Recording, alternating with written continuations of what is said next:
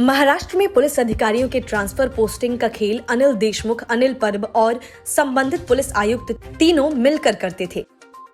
इसके लिए तीनों की गुप्त मीटिंग होती थी और इस मीटिंग का कोई ब्यौरा नहीं रखा जाता था। इस बात का खुलासा अनिल देशमुख के ओएसडी रवि वटकर ने ईडी को दिए बयान में किया। दूसरी तरफ अदालत ने अनिल देशमुख के दोनों बेटों को मनी लॉन्ड्रिंग मामले में समन जारी कर नई मुश्किल खड़ी कर दी है। कोर्ट ने देशमुख और उनके दोनों बेटों ऋषिकेश और साहिल के अलावा मामले में अन्य लोगों को 5 अप्रैल को अपने समक्ष पेश होने का आदेश जारी किया है।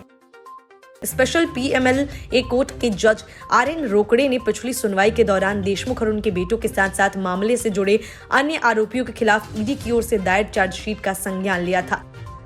इस दौरान कोर्ट ने सभी आरोपियों के खिलाफ मुकदमे की प्रक्रिया शुरू की थी।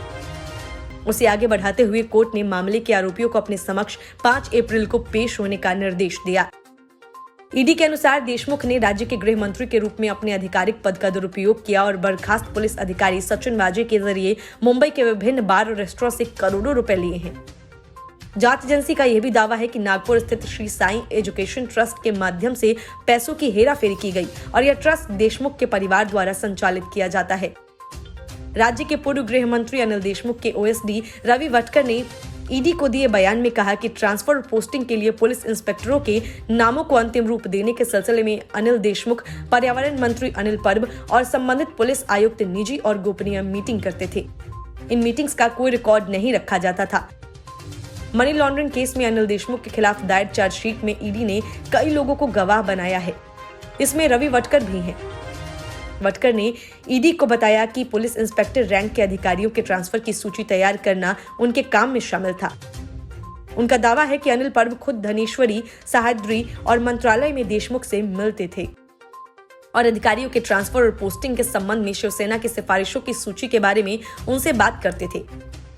ईडी ने महाराष्ट्र में पुलिस अधिकारियों की ट्रांसफर लिस्ट तैयार करने में उनकी भूमिका के बारे में वटकर से पूछताछ की तो उन्होंने कहा कि पूर्व गृह मंत्री अनिल देशमुख को पुलिस अफसरों के ट्रांसफर के लिए महाराष्ट्र के मंत्रियों, विधायकों, एमएलसी और पार्टी प्रतिनिधियों से कई सिफारिशें मिलती थी। उन सिफारिशों को छांटने और सूचीबद्ध करने का काम देशमुख ने मुझे सौंप रखा था।